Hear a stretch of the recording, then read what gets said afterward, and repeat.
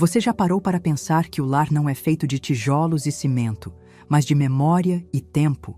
As paredes não guardam apenas o teto sobre nossas cabeças. Elas guardam o eco das nossas risadas, a mancha de uma lágrima antiga, o cheiro do bolo de domingo que nunca se dissipa por completo. Minha casa, para mim, era um álbum de fotografias tridimensional, o santuário da minha vida inteira.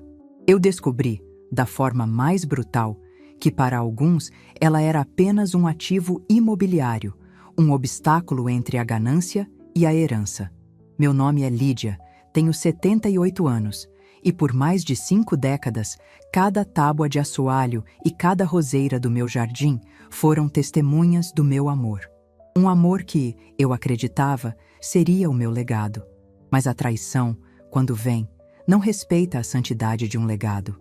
Ela chega com uma pasta debaixo do braço e um sorriso polido, empunhando uma mentira tão bem elaborada que quase nos convence de que a nossa própria vida foi uma ilusão.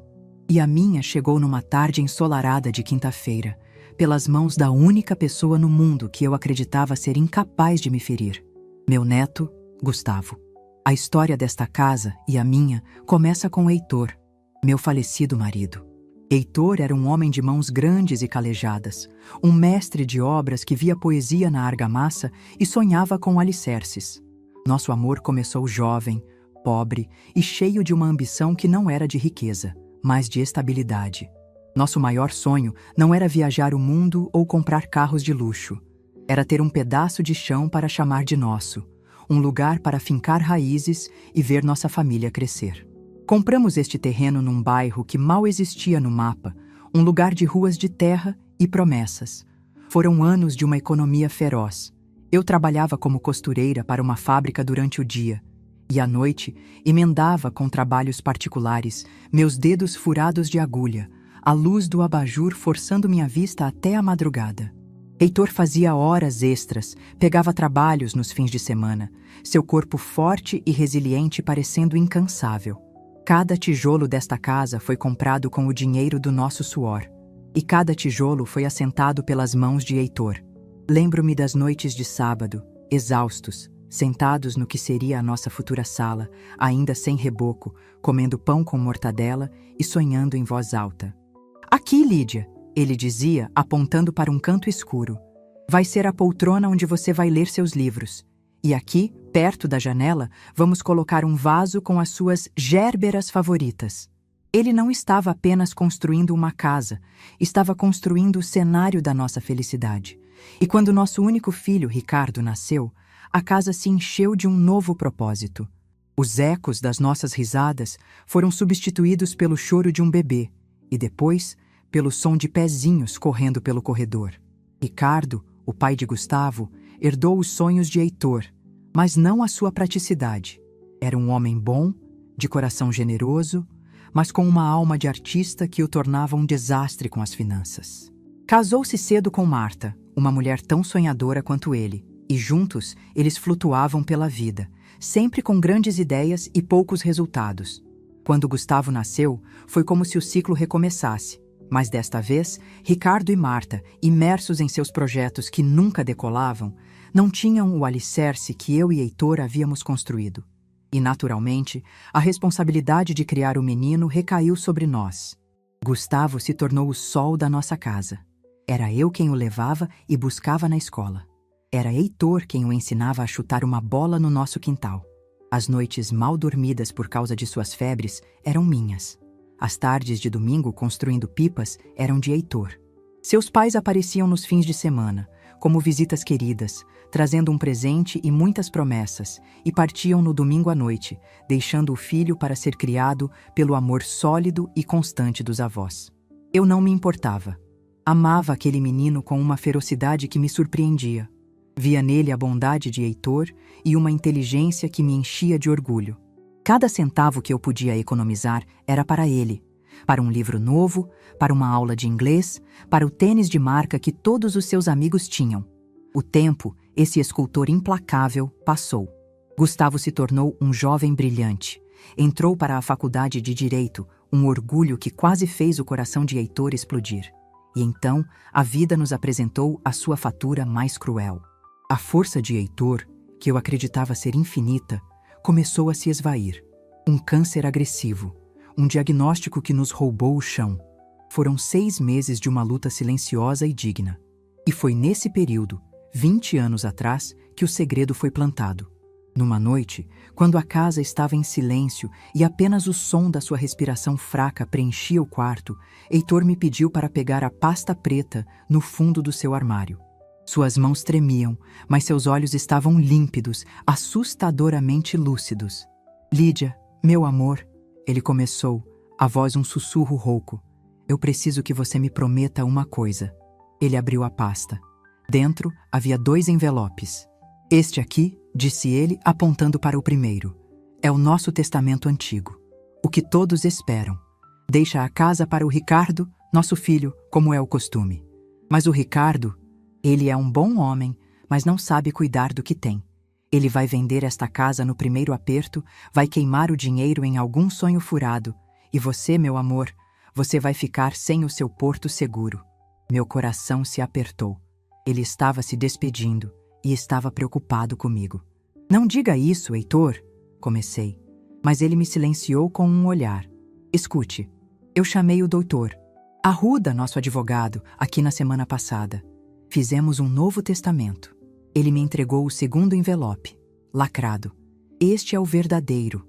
Nele eu deixo tudo, a casa, as economias, cada centavo, única e exclusivamente para você. Você é a dona de tudo, Lídia. Porque tudo isso foi construído pelo seu suor tanto quanto pelo meu. O Ricardo já recebeu em vida mais do que merecia.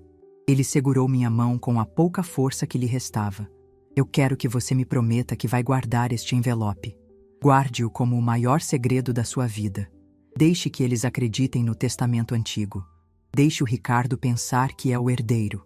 Mas se um dia, Lídia, se um dia alguém tentar tirar esta casa de você, se alguém tentar te desrespeitar ou te deixar desamparada, você abre este envelope e mostra a eles quem sempre foi a verdadeira dona deste lugar. Prometa para mim, Lídia. Com as lágrimas escorrendo pelo meu rosto, eu prometi. Heitor se foi uma semana depois, nos meus braços, e eu guardei sua promessa e seu segredo. Ricardo, meu filho, faleceu 5 anos depois, num acidente de carro, sem nunca ter tentado vender a casa, pois eu ainda morava nela e, apesar de sua natureza sonhadora, ele me respeitava. E o tempo continuou a passar. Gustavo se formou, tornou-se um advogado promissor, e eu, a avó orgulhosa, continuei a ser seu porto seguro, sua referência, a guardiã da casa de sua infância. Tudo mudou há 2 anos, quando ele conheceu Fabiana. Ela era uma colega de escritório, uma advogada com um olhar frio e uma ambição que podia ser sentida do outro lado da sala. Era elegante, inteligente e via o mundo como uma série de transações. Quando Gustavo a trouxe para me conhecer, ela olhou para da minha casa não com o carinho de quem entra num lar, mas com a avaliação de um corretor de imóveis. Que propriedade incrível, dona Lídia! Ela disse, olhando para o tamanho do terreno. Tem um potencial de construção fantástico. A partir daquele dia, a influência dela sobre Gustavo foi como uma era venenosa, crescendo devagar, sufocando o rapaz que eu conhecia. As visitas dele, antes cheias de carinho, tornaram-se raras e com um propósito. Eles vinham, sentavam-se no sofá e a conversa, invariavelmente, acabava em dinheiro. Vovó, a Fabiana e eu estamos pensando em comprar um apartamento, mas a entrada é tão alta, ele começava. E eu, a avó que não sabia dizer não, abria minhas economias. Vovó, o carro da Fabi deu um problema no motor, e eu pagava o conserto. Aos poucos eles começaram a me ajudar com as minhas finanças. É muito complicado para a senhora ir ao banco, vovó, Fabiana dizia com sua voz melosa. Deixa que a gente cuida dos seus papéis, paga suas contas online. E eu, na minha inocência, entreguei-lhes as senhas, os documentos, o acesso. Entreguei a chave do galinheiro para as raposas. E isso nos leva a esta quinta-feira. A campainha tocou. Eram eles, Gustavo e Fabiana. Mas a expressão deles era diferente. Não havia o sorriso de quem vem pedir um favor. Havia uma solenidade fria, uma postura oficial. Vovó, precisamos conversar. É um assunto sério. disse Gustavo, sem me abraçar. Eles me guiaram até o sofá da sala, o mesmo onde eu o ninava para dormir. Fabiana colocou sua pasta de couro sobre a mesa de centro de Heitor e a abriu. De dentro, tirou um documento com uma aparência oficial, selos e assinaturas. Lídia, começou Fabiana, abandonando-o dona pela primeira vez. Nós estávamos organizando os papéis do pai do Gustavo, o Ricardo, que infelizmente nos deixou há tantos anos. E encontramos uma coisa que nem nós sabíamos. Encontramos o testamento do seu Heitor. Meu sangue gelou.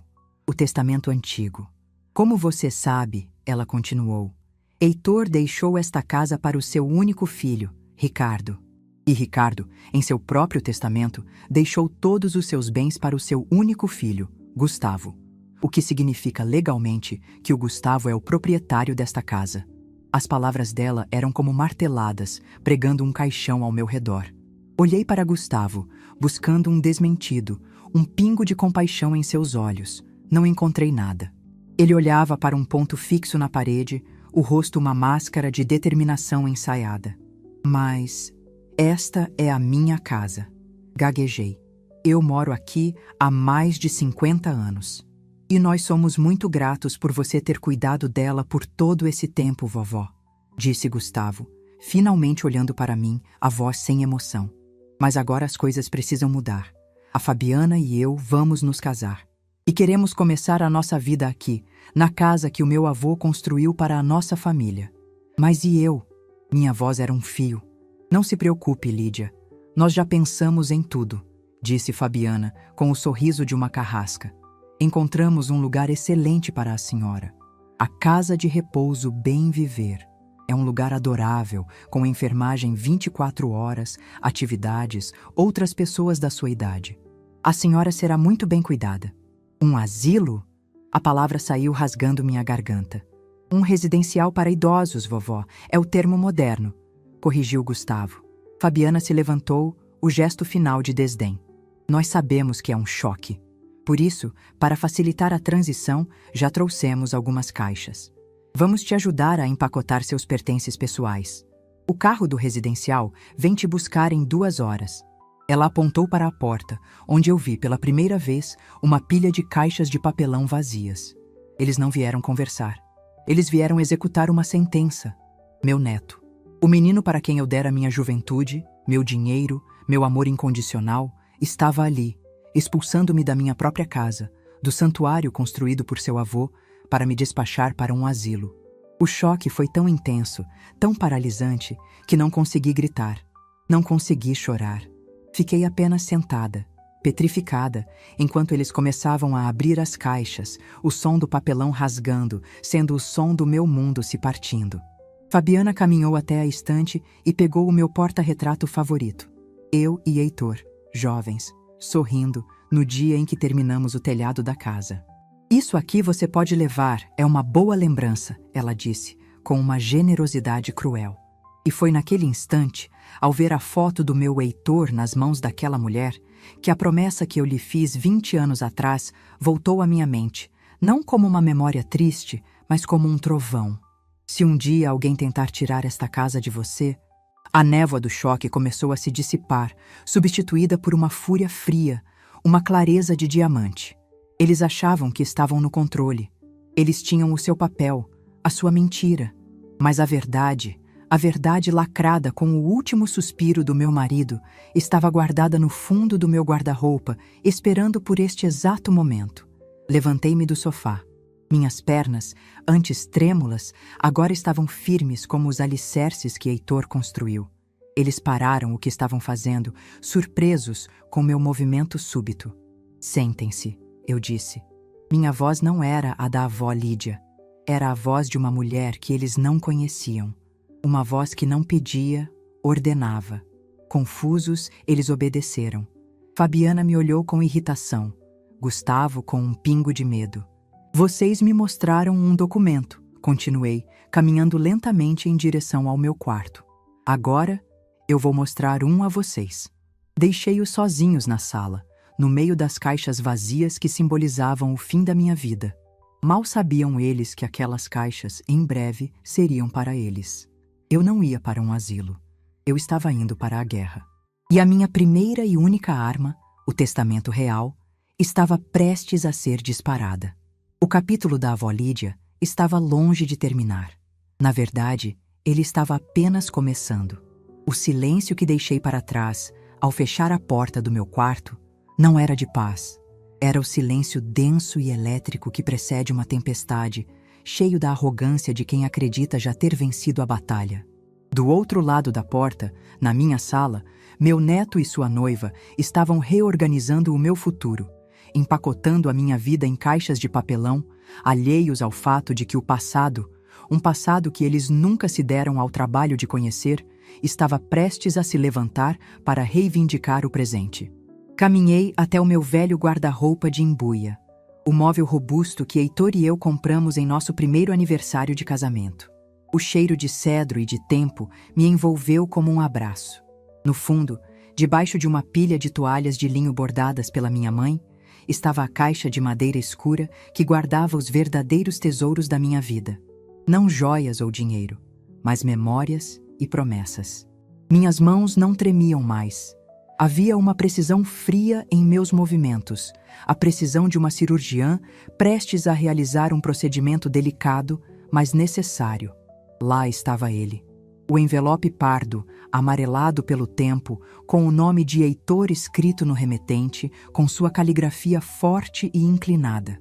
O lacre de cera vermelha, que ele mesmo aplicara com um anel de sinete que pertencera a seu pai, estava intacto. 20 anos. Por 20 anos, aquele envelope repousou ali, uma bomba-relógio de amor e proteção, esperando pelo seu momento. Segurei-o contra o peito por um instante, sentindo a presença do meu marido, sua sabedoria, sua preocupação. Chegou a hora, meu amor. Sussurrei para o silêncio do quarto. Quando voltei para a sala, eles já haviam empacotado uma caixa inteira. Meus livros. As lombadas gastas dos meus romances favoritos. Os guias de jardinagem com anotações nas margens. Fabiana fechava a caixa com fita adesiva, o som áspero rasgando o ar. Um som de finalização, de descarte. Gustavo, de costas para mim, estava tirando da parede a única pintura de valor que eu possuía. Uma pequena paisagem a óleo de um artista local que Heitor amava. Parem, eu disse. A palavra não foi alta, não foi um grito. Foi dita num tom baixo, mas carregada com um peso que os fez congelar. Eles se viraram, surpresos. A expressão no rosto de Fabiana era de pura irritação, como se eu, a velhinha senil, estivesse atrapalhando o cronograma da minha própria expulsão. Lídia, por favor, não torne as coisas mais difíceis, disse ela, a voz pingando uma falsa paciência. Quanto antes terminarmos, mais fácil será para você se adaptar. Ignorei-a. Meus olhos estavam fixos em Gustavo. Eu disse para parar. E coloque esse quadro de volta no lugar. Suas mãos não são dignas de tocá-lo. Gustavo recuou como se tivesse levado um tapa, a pintura ainda em suas mãos. Ele me encarou confuso. Vovó, o que é isso? Já conversamos, está tudo resolvido. Não, Gustavo. Não está, respondi, caminhando lentamente até a mesa de centro de Heitor. Coloquei o envelope pardo sobre a madeira polida. O som foi suave, mas ecoou na sala como uma martelada. Vocês me mostraram um documento. Um documento interessante, devo admitir. Uma peça de ficção muito bem elaborada.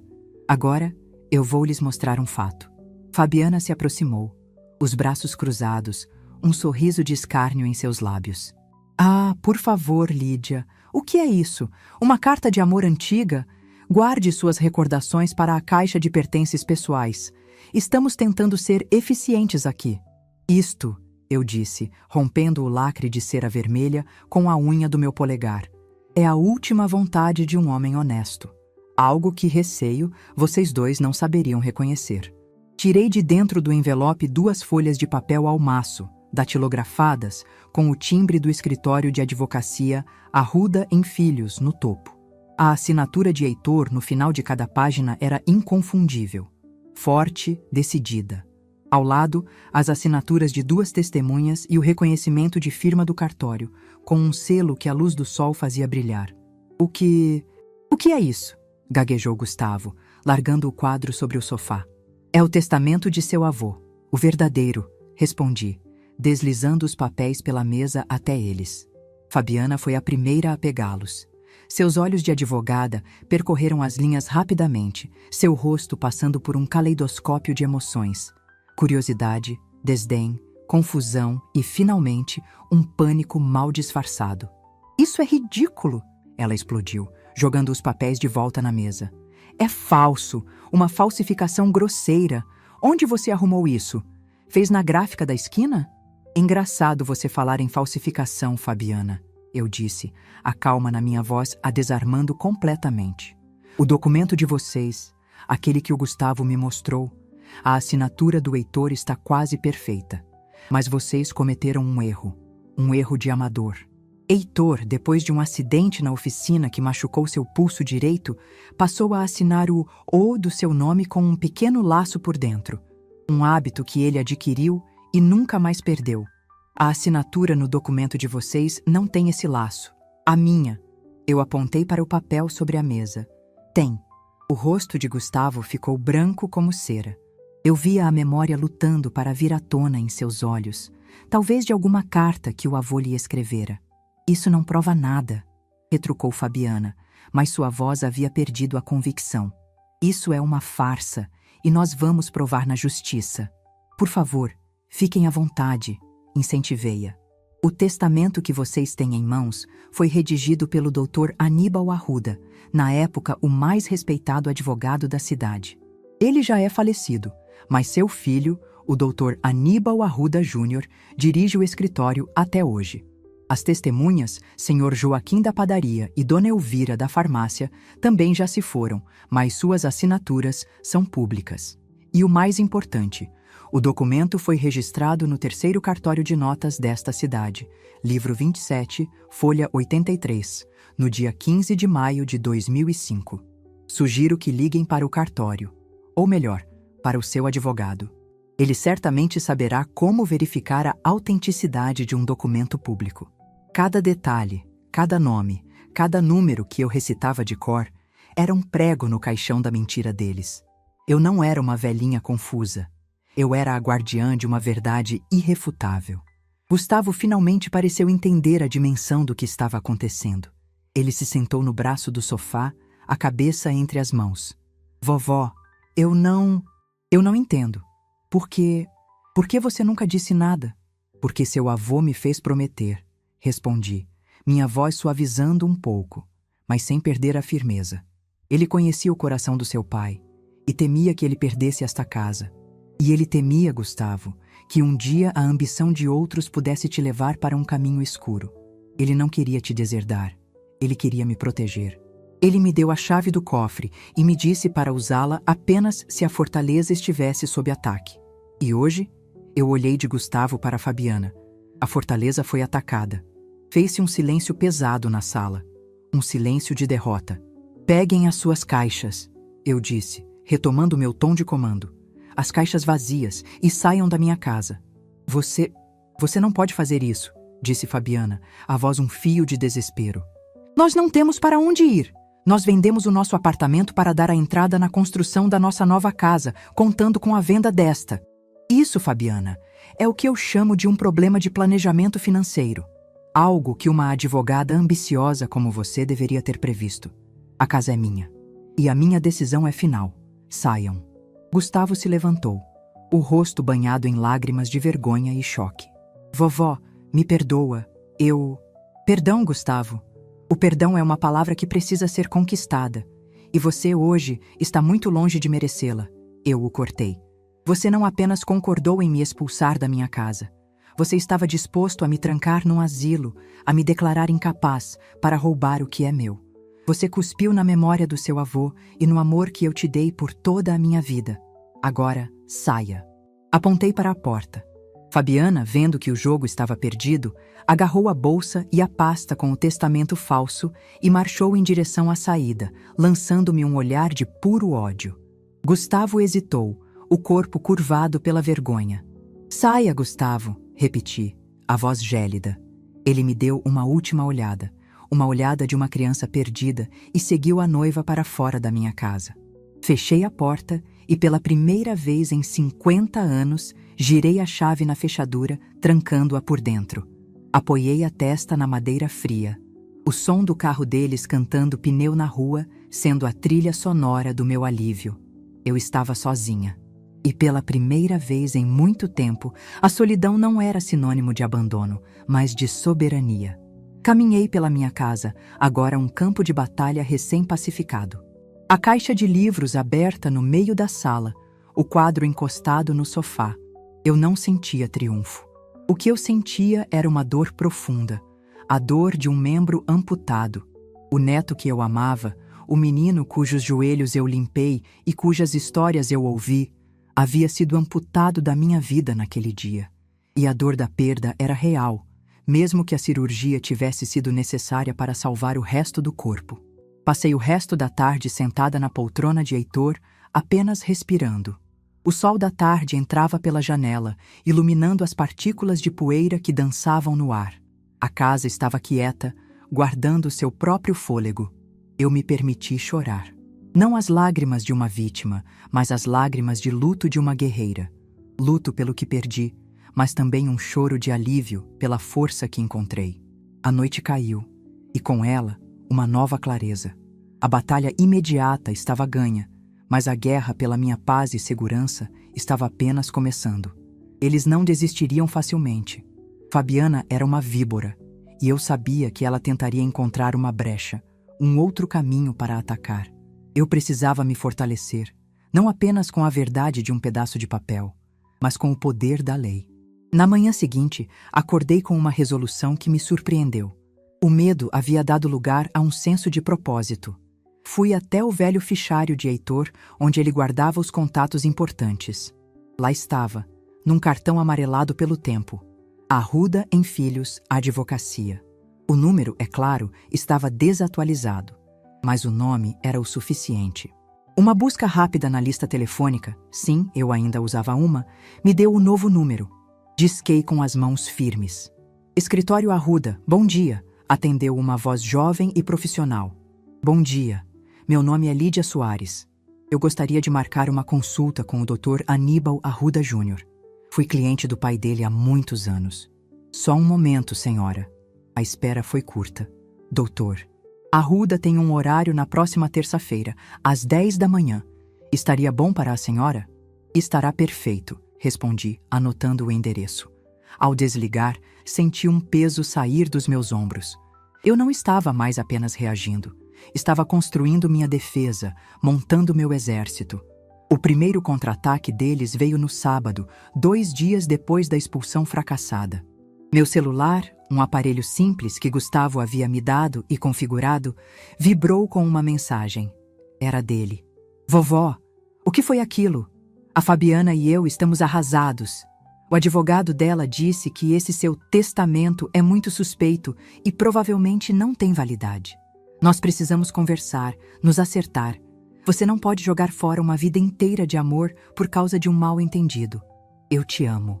A mensagem era uma obra-prima de manipulação. A tentativa de invalidar a verdade, muito suspeito, a chantagem emocional, jogar fora uma vida inteira de amor, a mentira deslavada. Eu te amo. A Amélia de uma semana atrás teria vacilado, talvez até ligado de volta, chorando. A nova Lídia pegou o telefone e, com os dedos um pouco lentos, mas firmes, digitou uma resposta. Gustavo, não temos nada para conversar. Qualquer comunicação, a partir de agora, deverá ser feita através do meu advogado, Dr. Aníbal Arruda Júnior. O número do escritório está na lista telefônica. Passar bem. Apertei enviar. O pequeno som que o telefone fez pareceu um tiro de largada. Naquela noite, decidi fazer algo que não fazia desde que Heitor se foi. Fui até a adega improvisada que ele construíra no porão e peguei uma garrafa de vinho tinto. Um vinho bom que guardávamos para uma ocasião especial. A ocasião havia chegado. Servi-me uma taça e sentei-me na varanda dos fundos, olhando para o jardim que as minhas mãos haviam cultivado. A lua estava cheia, prateando as folhas das minhas roseiras. Dei um gole no vinho. Era rico, encorpado, com um sabor de tempo e de terra. Um brinde a você, meu amor, pensei, erguendo a taça para o céu estrelado. Um brinde à sua sabedoria. E um brinde à mulher que você sempre soube que eu era, mesmo quando eu mesma havia me esquecido. O capítulo da avó indefesa havia terminado. Na terça-feira, eu entraria naquele escritório de advocacia não como uma idosa assustada em busca de ajuda, mas como uma proprietária, uma cliente, a comandante do meu próprio destino. A fortaleza não apenas fora defendida, estava prestes a ser reforçada com muralhas de aço legal. E eu mal podia esperar para ver a reação deles quando descobrissem que a velhinha que eles tentaram descartar tinha, na verdade, o melhor exército que o meu dinheiro, poderia comprar. A batalha pela minha casa estava ganha, mas a guerra pela minha dignidade estava apenas começando. A terça-feira da minha consulta com o doutor. Arruda Júnior amanheceu cinzenta e chuvosa, mas dentro de mim havia uma clareza de sol a pino. Pela primeira vez em anos, eu não vestia as roupas que Gustavo e Fabiana haviam sugerido que eram mais adequadas para a minha idade. Abri meu guarda-roupa e escolhi um vestido de linho verde musgo, um dos poucos que sobrevivera à modernização de Silvia. Um vestido que eu mesma comprara porque amava a cor. Calcei sapatos confortáveis, prendi meu cabelo num coque firme e, ao me olhar no espelho, vi um vislumbre da mulher que eu fora ao lado de Heitor. Prática, decidida e dona de si. O escritório Arruda em Filhos ocupava um andar inteiro de um prédio comercial antigo, mas impecavelmente conservado no centro da cidade. O ambiente não tinha a frieza moderna e impessoal dos lugares que Fabiana frequentava. Havia madeira escura, poltronas de couro com o brilho suave do uso e um cheiro reconfortante de livros e café.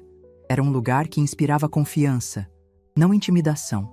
Dr. Aníbal Arruda Júnior era a imagem do pai, mas com a energia de uma nova geração. Seus olhos, no entanto, tinham a mesma profundidade e honestidade que eu lembrava do Dr. Aníbal Sênior. Ele me recebeu com um calor que me desarmou. Dona Lídia, que honra recebê-la, disse ele apertando minha mão. Meu pai falava da senhora e do seu Heitor com uma admiração imensa. Dizia que vocês eram o tipo de cliente que construiu esta cidade. Trabalhadores, honestos e com uma visão de futuro.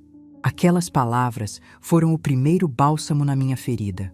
Ali, eu não era uma velhinha precisando de ajuda.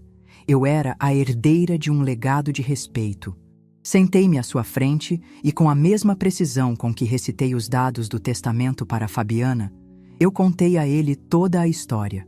A manipulação financeira disfarçada de cuidado, a reforma da casa que apagou minhas memórias, a festa de aniversário humilhante e o plano final para me internar. Não chorei. Apresentei os fatos como uma testemunha de um crime. Ele ouviu em silêncio, a expressão se tornando mais sombria a cada palavra. Quando terminei, ele se recostou na cadeira, os dedos entrelaçados sobre a mesa. Dona Lídia, o que eles planejaram não é apenas imoral, é criminoso, disse ele, a voz carregada de uma indignação contida.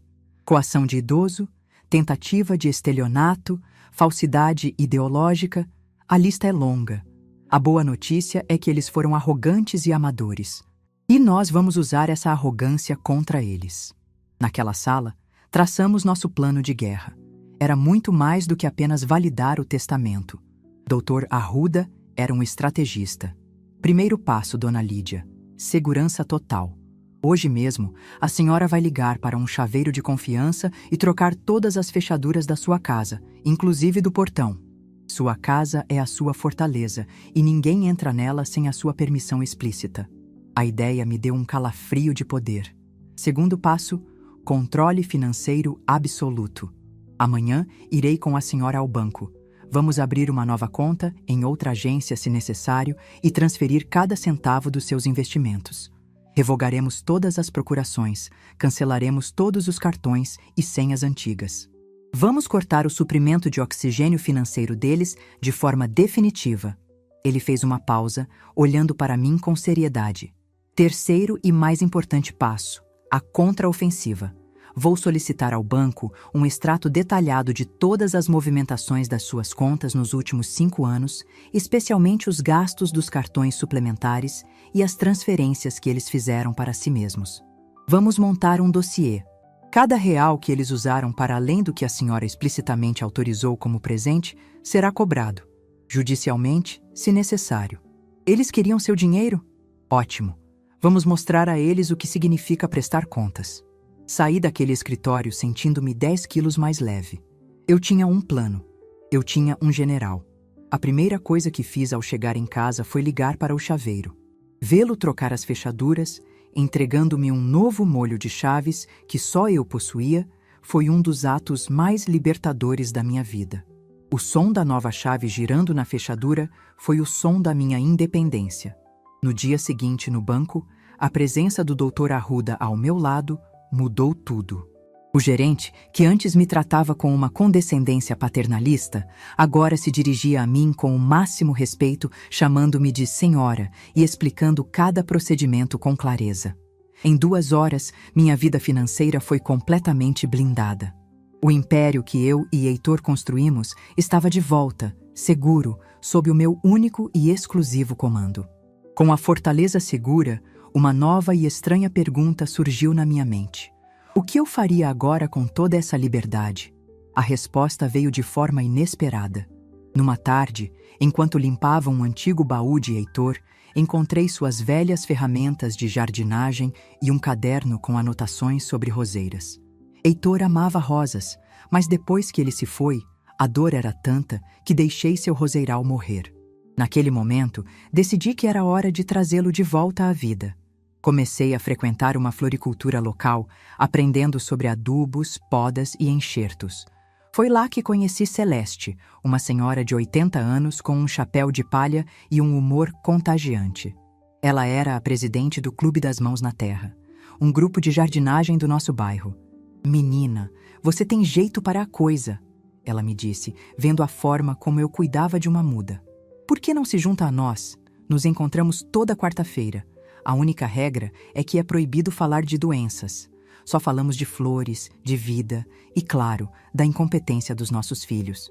A risada dela foi o convite que eu precisava. O clube se tornou meu santuário. Lá, entre mulheres que entendiam as dores e as delícias da maturidade, eu floresci. Minhas mãos, que por tantos anos só conheceram o trabalho duro da costura, agora conheciam a alegria da terra. Meu jardim, antes um lugar de saudade, tornou-se um projeto de futuro. Plantei novas roseiras, gerberes coloridas, um pequeno pé de limão siciliano. A cada broto que nascia, eu sentia uma parte de mim renascer também. Enquanto minha vida ganhava novas cores, a de Gustavo e Fabiana desbotava em tons de cinza. As notícias chegavam por Celeste, que parecia ter uma rede de informações mais eficiente que a da polícia. "Lídia, você não vai acreditar", ela me contou numa tarde, enquanto tomávamos um chá gelado na minha varanda. "Minha sobrinha trabalha na imobiliária que estava vendendo aquela cobertura caríssima para o seu neto. Parece que o vexame foi monumental. Eles perderam o sinal, que era altíssimo, e ainda estão sendo processados pela construtora por quebra de contrato.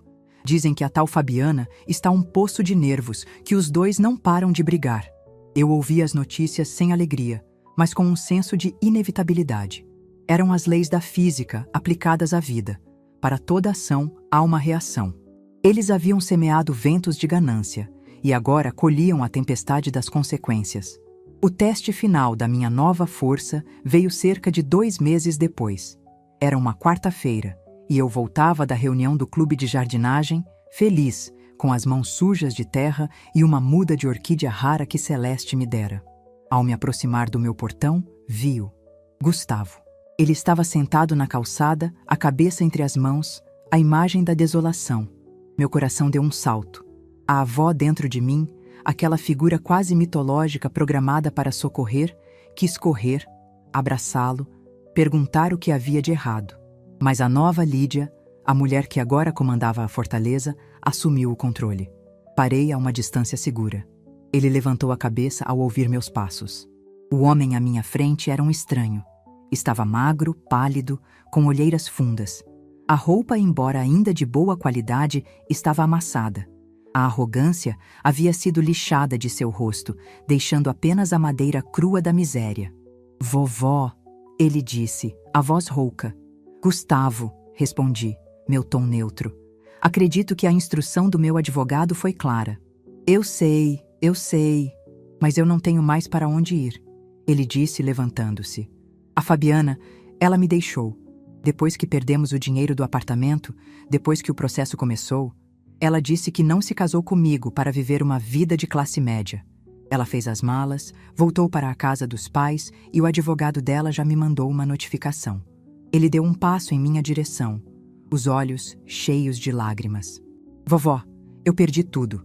O apartamento, a noiva, o dinheiro. Estou morando de favor na casa de um amigo. Eu errei, vovó. Eu sei que errei. Fui um idiota, um fraco. Deixei a Fabiana colocar aquelas ideias na minha cabeça. Mas eu sou seu neto, o único que a senhora tem. Você não pode me deixar na rua. Por favor, me ajuda. A súplica dele era um torpedo apontado diretamente para o casco do meu coração.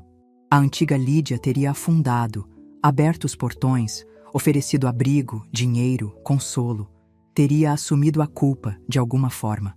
Mas eu respirei fundo, ancorei-me na promessa que fiz a Heitor e na força que descobri em mim mesma. Eu não vou te deixar na rua, Gustavo, eu disse, e vi um brilho de esperança em seus olhos. Mas também não vou te deixar entrar. A esperança em seus olhos morreu. O que isso quer dizer? Quer dizer que a minha ajuda, a partir de hoje, tem outro formato. Você é jovem, saudável, tem uma excelente educação que, aliás, eu e seu avô pagamos. O que você precisa não é do meu dinheiro. O que você precisa é de dignidade. E dignidade não se ganha de presente, se constrói com trabalho. Abri minha bolsa e tirei de dentro não um talão de cheques, mas uma caneta e um pedaço de papel do meu caderno de jardinagem. Anotei um nome e um telefone. Este é o Sr. Antunes, eu disse, entregando-lhe o papel. Ele é o dono de uma grande firma de logística. Um velho amigo de seu avô. Eu liguei para ele na semana passada, depois que soube que você estava em dificuldades. Ele tem uma vaga para um assistente de almoxarifado. O salário não é de advogado, mas é honesto. O trabalho é duro, começa às 6 da manhã. Se você quer recomeçar, comece por aí, por baixo, como eu e seu avô começamos. Ele olhou para o papel em sua mão como se fosse um insulto. Um almoxarifado? Vovó, eu sou um advogado. Não, Gustavo. Você era um advogado. Agora, você é um homem que precisa de um emprego. A escolha é sua. O orgulho ou o pão. Ele me encarou. O conflito estampado em seu rosto. A raiva, a humilhação, mas também um vislumbre de algo mais, talvez o reconhecimento de uma verdade dura. Quanto ao perdão que você não pediu, mas claramente quer, continuei, a voz mais suave. Ele não virá com lágrimas ou com palavras, Gustavo. Virá com atitudes. Virá no dia em que você se tornar um homem do qual seu avô teria orgulho. Até lá, a porta da minha casa permanece fechada. Mas a porta do meu coração, para o menino que eu criei, essa, Gustavo, eu espero um dia poder reabrir. Agora, por favor, vá. Virei-lhe as costas e caminhei para o meu portão, sem olhar para trás. Abri-o com a minha nova chave. Entrei e fechei-o, o clique do trinco soando definitivo. Fui para a minha varanda e comecei a replantar a minha nova orquídea. Minhas mãos tremiam um pouco, mas não de fraqueza. Era a vibração de uma estrutura que havia sido testada até o limite e não cedera. Eu havia passado pelo meu maior teste e saíra inteira. Não sei quanto tempo ele ficou ali, do lado de fora do meu portão. Mas quando olhei novamente, a rua estava vazia. Apenas o papel com o nome do senhor. Antunes havia ficado no chão, amassado. Na manhã seguinte, porém, ele não estava mais lá. A esperança, por menor que fosse, ainda existia. Meu neto tinha uma escolha a fazer. E eu, pela primeira vez, estava em paz para deixá-lo fazê-la sozinho. Os meses que se seguiram à minha última e dura conversa com Gustavo foram de um silêncio que, pela primeira vez, não era sinônimo de ausência, mas de crescimento. Eu havia plantado uma semente de realidade no solo árido do orgulho dele, e por mais que meu coração de avó ansiasse por notícias, eu sabia que a única coisa que poderia fazer era esperar e cuidar do meu próprio jardim. E foi o que fiz. Minha vida, antes um pequeno riacho que corria apenas para desaguar no rio das necessidades da minha família, tornou-se um delta, espraiando-se em múltiplos e prazerosos canais. O Clube das Mãos na Terra tornou-se o meu parlamento. Ali, entre o perfume das damas da noite e o colorido das 11 horas, nós, um senado de mulheres de cabelos prateados, discutíamos a vida com a sabedoria de quem já viu muitas estações passarem. Celeste, com sua franqueza revigorante, tornou-se minha confidente. Foi através dela e de sua impressionante rede de contatos que se estendia por todo o bairro que recebi as primeiras notícias sobre o destino de Gustavo. Lídia, querida, prepare o seu coração, ela me disse numa tarde, enquanto me ajudava a amarrar os galhos de um novo pé de maracujá. Lembra do seu Antunes, da transportadora? O sobrinho da minha costureira trabalha lá. E ele me contou uma coisa. Meu corpo enrijeceu, mas mantive a calma. Conte, Celeste.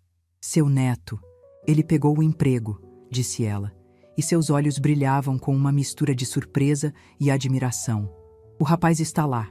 Começou há quase 3 meses. Ninguém sabia quem ele era, só o seu Antunes. Chega todo dia antes das 6. Trabalha pesado no almoxarifado, carrega caixa, confere nota. Não reclama de nada. Almoça o PF do refeitório com os outros peões. O sobrinho da minha costureira disse que no começo todos achavam aquele moço de mãos finas um peixe fora d'água, mas que agora o rapaz conquistou o respeito deles, pela humildade e pelo suor. Parece que o seu neto, Lídia, está aprendendo a se carregar nas próprias pernas. A notícia me atingiu com a força de uma onda, mas uma onda de alívio e de um orgulho doloroso. A semente havia brotado. O papel amassado na calçada não fora o fim, fora o começo. Eu não disse nada a Celeste, apenas sorri e continuei a amarrar os galhos da trepadeira, mas por dentro, uma pequena flor de esperança desabrochou. Minha vida continuou a florescer. O dossiê que o Dr. Arruda preparou sobre as finanças foi uma obra-prima de contabilidade forense. Ele detalhou cada centavo que Gustavo e Fabiana haviam desviado para suas vidas de luxo. A soma era assustadora. Seguindo o conselho do advogado, não entramos com uma ação judicial de imediato. Em vez disso, enviamos uma notificação extrajudicial para Fabiana, que, como advogada, entenderia perfeitamente a gravidade do documento. A notificação era simples. Ou ela restituía sua parte do valor em parcelas mensais modestas, mas constantes, ou o dossiê se tornaria a peça central de um processo criminal por apropriação indébita. A resposta veio em menos de 24 horas, através do advogado dela. Ela aceitava os termos. A guerreira arrogante havia se transformado numa devedora disciplinada. Todo mês, um pequeno, mas significativo, depósito caía na minha nova conta bancária. Não era pelo dinheiro, era pelo princípio. Era a consequência material de suas ações imorais. O tempo continuou seu curso, tecendo uma nova rotina para mim. As manhãs eram dedicadas ao jardim e às caminhadas. As tardes, aos meus livros, à minha cerâmica, que melhorava a cada dia, e à preparação das minhas aulas com jantar, que se tornaram um evento disputado no bairro. Eu estava descobrindo que, aos 78 anos, eu era uma mulher interessante. Tinha histórias para contar, sabores para ensinar, uma paz para compartilhar. Eu não precisava de um neto ou de uma família para me validar. A minha existência, por si só, bastava. Então, 6 meses depois da nossa última conversa no meu portão, a carta chegou. Não era uma conta, nem um panfleto. Era um envelope simples, branco, com meu nome escrito numa caligrafia que eu conhecia, mas que parecia diferente. Mais contida, mais humilde. Era a letra de Gustavo. Sentei-me na minha poltrona de Heitor, o coração batendo num ritmo cauteloso. Abri o envelope com o mesmo cuidado com que se toca numa ferida que está quase cicatrizada. A carta, escrita em papel de caderno, era longa. Querida vovó Lídia, começava ela. Eu escrevo esta carta sem saber se a senhora a lerá e sem sentir que tenho o direito de esperar que o faça. Escrevo porque o silêncio, que antes era a minha arma de covardia, tornou-se o meu maior professor nos últimos meses, e ele me ensinou que há coisas que precisam ser ditas, não para buscar o perdão, mas para registrar a verdade. Por muito tempo, eu culpei a Fabiana. Era fácil. Ela foi a arquiteta do plano, a voz da ambição que sussurrava no meu ouvido. Mas isso era uma mentira que eu contava a mim mesmo para poder dormir à noite.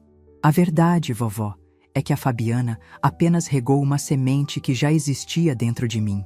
A semente da fraqueza, da ganância, da vergonha de ter vindo de um lugar de simplicidade e honestidade.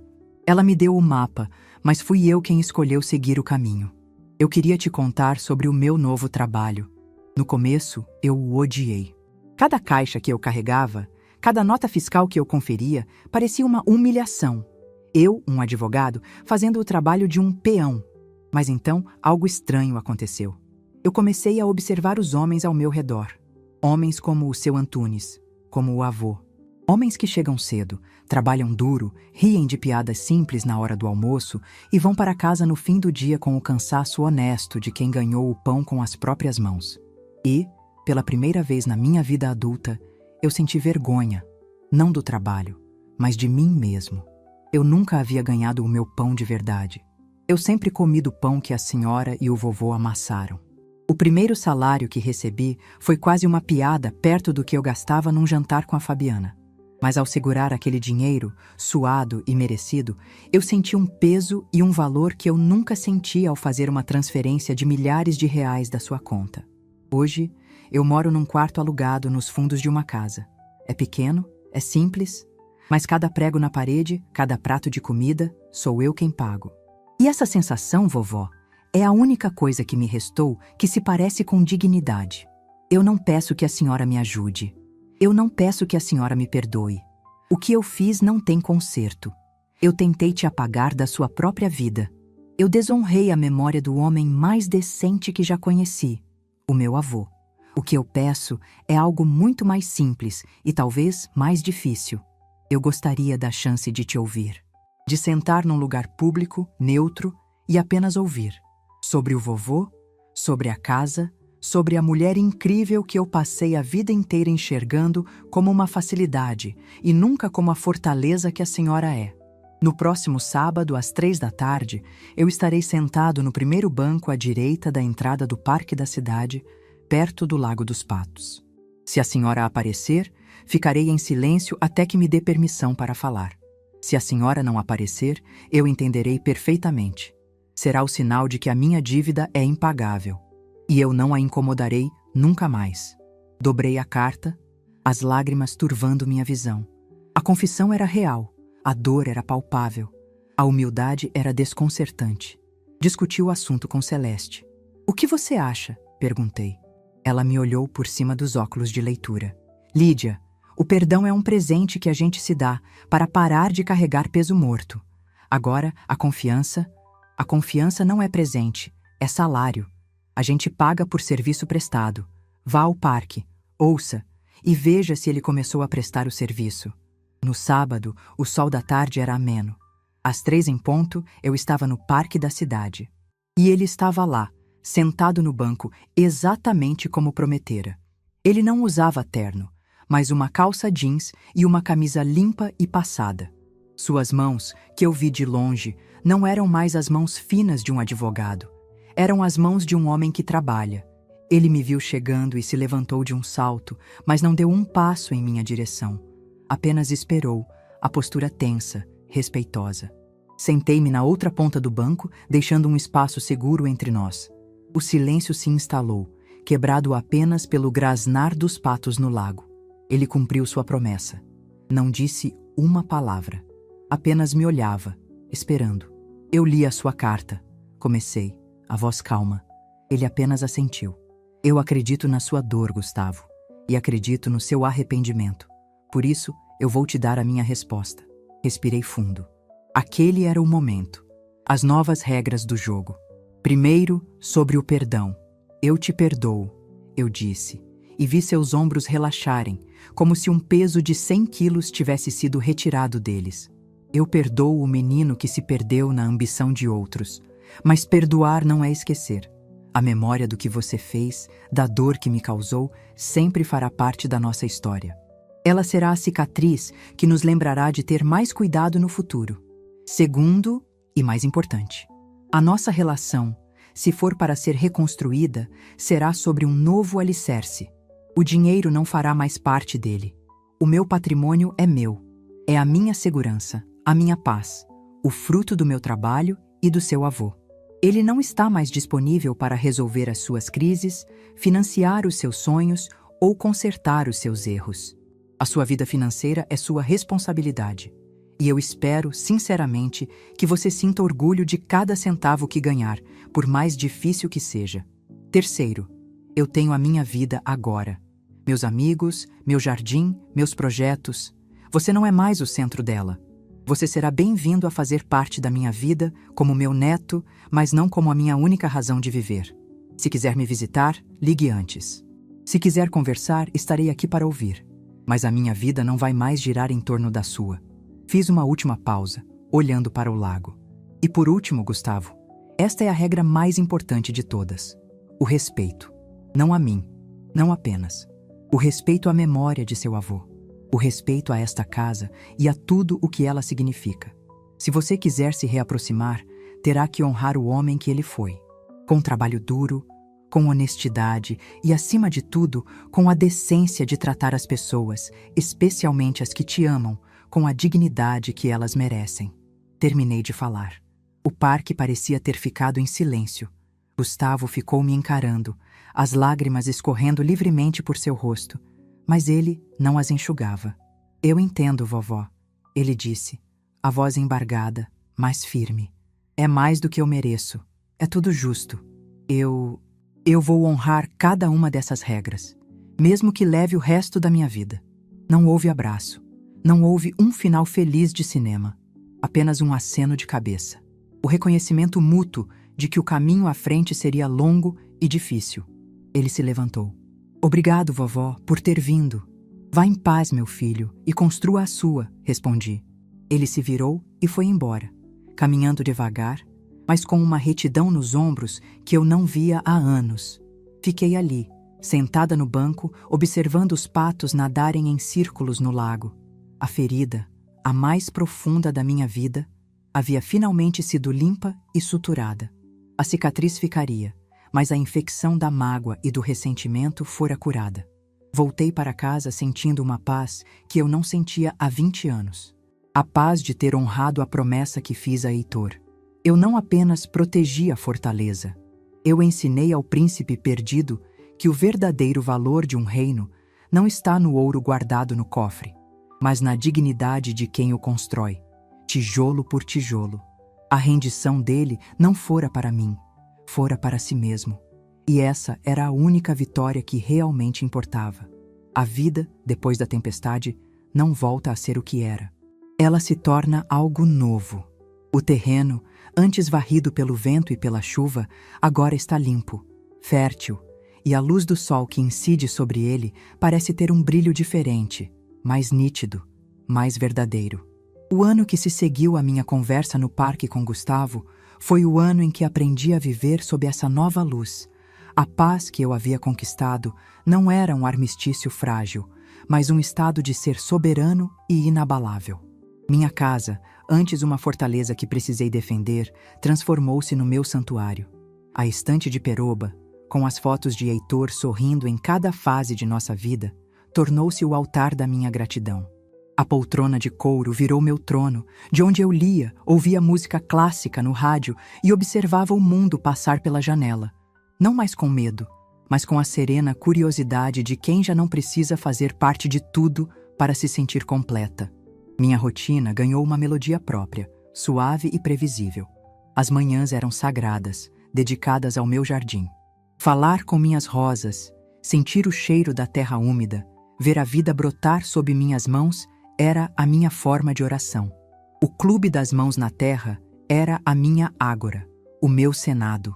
Às quartas-feiras, eu e minhas amigas, Celeste, Teresa e as outras, trocávamos mudas de plantas e confidências de vida. Éramos um exército de mulheres que já não precisavam provar nada a ninguém, unidas pela cumplicidade de quem sabe que as raízes mais fortes são aquelas que nós mesmas cultivamos. As aulas com jantar tornaram-se o evento mais concorrido do bairro. As pessoas vinham não apenas para aprender a fazer minha famosa moqueca ou meu bolo de fubá, mas para se sentarem à minha mesa e partilharem de uma autenticidade que andava em falta no mundo. Eu contava as histórias por trás de cada prato, as memórias de Heitor, as dificuldades do começo, e as pessoas ouviam, fascinadas. Eu não estava apenas ensinando a cozinhar, estava servindo porções da minha própria resiliência. E ao fazer isso, eu me curava um pouco mais a cada dia. A reconstrução da minha relação com Gustavo aconteceu de forma lenta, cautelosa e exatamente dentro das regras que eu havia estabelecido. Ele não tentou forçar uma reconciliação. Ele começou a prestar o serviço, como diria Celeste. A primeira visita aconteceu 1 mês depois do nosso encontro no parque. Ele ligou num sábado de manhã. Vovó? Sou eu? O Gustavo? A senhora está ocupada hoje à tarde? Sua voz era hesitante, respeitosa. Depende, meu filho. O que você tem em mente? Nada demais. É que eu passei em frente à padaria Doce Pão e lembrei que a senhora gosta do pão de milho de lá. Pensei em levar um para a senhora, para o café da tarde, se não for incomodar. Não era um pedido de dinheiro, não era uma súplica, era uma oferta. Pequena, simples, mas significativa. Pode vir às 4, Gustavo. O café eu passo na hora. Ele chegou pontualmente, trazendo o pão ainda morno, embrulhado no papel da padaria. Não entrou se achando o dono da casa. Parou na porta até que eu o convidasse. Sentou-se na cadeira que lhe ofereci e conversamos por 1 hora. Ele não falou de seus problemas, de suas dificuldades financeiras. Falou do trabalho no almoxarifado, dos colegas que o ensinaram a operar uma empilhadeira, do orgulho que sentiu ao conseguir montar um sistema de organização de estoque que agilizou o trabalho de todos. Ele estava construindo uma nova narrativa para si mesmo, uma baseada em conquistas reais, não em status herdado. Essas visitas se tornaram um ritual. A cada 2 ou 3 semanas, ele ligava. Às vezes, trazia um pão. Outras, vinha apenas para me ajudar no jardim. Eu o observava da varanda, meu neto, o advogado de mãos finas, agora com as unhas sujas de terra, cavando, plantando, podando minhas roseiras com um cuidado que espelhava o de seu avô. Ele não falava muito durante esses momentos. Era como se o trabalho manual fosse a sua forma de penitência, a sua maneira de se reconectar com as raízes que ele havia desprezado. Aos poucos, eu comecei a ver, por trás do homem que me traíra, o menino que eu criara. A bondade, que eu achava ter sido extinta pela ganância, estava ali, adormecida, e o trabalho honesto e a dura lição da realidade a estavam despertando. O momento que selou essa nova fase da nossa relação veio no aniversário de 1 ano da morte de Heitor. Era uma data que eu sempre passava em silêncio, em introspecção. Naquele ano, Gustavo me ligou na véspera. Vovó, eu sei que amanhã é um dia difícil para a senhora. Eu não quero incomodar, mas eu queria fazer uma coisa, pelo vovô e pela senhora. O que, Gustavo? Perguntei curiosa. Me deixa ir aí amanhã. Não para te visitar. Me deixa só, trabalhar. Tem algo que eu preciso fazer. Ele chegou cedo no dia seguinte. Não veio para a casa principal. Foi direto para a pequena edícula nos fundos do quintal, a oficina de Heitor. Era um lugar sagrado e intocado. Eu nunca tivera coragem de mexer em nada ali. As ferramentas ainda estavam penduradas na parede, exatamente como Heitor as deixara, cobertas por uma fina camada de poeira e saudade. Gustavo passou o dia inteiro ali dentro. Eu o ouvia lixar, martelar, o som do trabalho ecoando no quintal. Não o interrompi.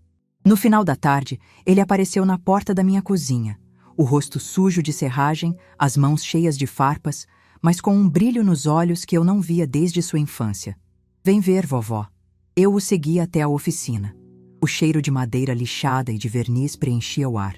Todas as ferramentas de Heitor estavam limpas, polidas, organizadas. A velha bancada de trabalho, manchada e gasta, havia sido lixada e envernizada, revelando a beleza da madeira por baixo. E, no centro da bancada, havia um pequeno banco de madeira. Um banquinho simples, de 3 pernas, perfeitamente montado e lixado. Eu me lembro do vovô começando a fazer este banquinho, disse Gustavo, a voz embargada. Era para mim, para eu alcançar a pia do tanque. Mas ele adoeceu e nunca terminou. As peças ficaram guardadas naquela gaveta por 20 anos. Eu achei que ele ia gostar de ver o trabalho dele terminado. As lágrimas que eu segurei por tanto tempo finalmente vieram. Não eram lágrimas de dor. Eram de uma emoção tão complexa e profunda que não tinha nome. Era gratidão, era alívio, era amor. Sabe, vovó, ele continuou, olhando para a bancada. Enquanto eu estava aqui, limpando as ferramentas dele, eu senti o cheiro dele. E eu entendi uma coisa. Eu passei anos achando que a herança do vovô era esta casa, o dinheiro. Que idiotice! A verdadeira herança dele eram estas mãos. Ele olhou para as próprias mãos, agora calejadas. A herança era o trabalho, a honestidade, o orgulho de construir algo com o próprio suor. E eu joguei tudo isso fora. Eu não queria a herança dele. Eu queria o atalho. Ele se virou para mim, o rosto marcado pela sinceridade de sua dor. Eu sei que nunca vou poder apagar o que eu fiz, mas eu juro, vovó, eu juro pela memória dele, que vou passar o resto da minha vida tentando construir algo de que ele e a senhora possam se orgulhar, mesmo que seja só um banquinho de cada vez. Naquele momento, na oficina silenciosa de Heitor, eu abri meus braços. E ele veio. O abraço foi desajeitado no início, um abraço entre dois sobreviventes de um naufrágio. Mas então, senti o corpo dele tremer com os soluços, e eu o apertei, como fazia quando ele era um menino com medo do escuro. A ponte entre nós, que parecia dinamitada, havia sido reconstruída. Não com os mesmos materiais de antes, não com a inocência do amor incondicional, mas com os tijolos mais fortes que existem. O arrependimento sincero, o perdão conquistado e o respeito mútuo. Hoje, aos 80 anos, minha vida é plena. Minha casa está cheia de flores, de amigos e do som da risada. Minhas aulas com jantar viraram um pequeno livro de receitas e memórias, publicado por uma editora local, um sucesso modesto que me enche de um orgulho sereno. Gustavo reconstruiu sua vida. Ele deixou o direito para trás e, usando o que aprendeu com seu Antunes, abriu uma pequena empresa de logística com um sócio. É uma luta diária, mas é a luta dele. Ele se casou de novo, com uma moça simples e trabalhadora, e eles me deram uma bisneta, a pequena Clara. Eles me visitam todos os domingos, não por obrigação, mas por alegria. Sentam-se à minha mesa, comem da minha comida e nossa conversa é leve, real. Gustavo nunca mais tocou no assunto dinheiro, e eu nunca mais ofereci. Nossa nova relação é a nossa maior riqueza. Às vezes, sentada na minha varanda, com a pequena Clara brincando na grama e Gustavo consertando o portão do jardim, eu olho para a foto de Heitor na minha sala. Sinto que cumpri minha promessa. Eu não apenas protegi sua fortaleza, eu a transformei num lar outra vez. Um lar onde as fundações não são feitas de cimento, mas de dignidade. Meu nome é Lídia, e eu aprendi que a traição mais dolorosa pode, às vezes, abrir a porta para a verdade mais libertadora. Descobri que o maior legado que podemos deixar não é uma herança material, mas o exemplo de que nunca é tarde demais para reivindicar a posse da nossa própria vida. E o testamento mais importante não é aquele guardado num cofre, mas aquele que escrevemos todos os dias com nossas escolhas, nossa coragem e nosso inegociável amor próprio. Se essa história tocou seu coração, deixe seu like, se inscreva no canal e comente aqui embaixo. No meu lugar, o que você faria? Sua mensagem pode iluminar o dia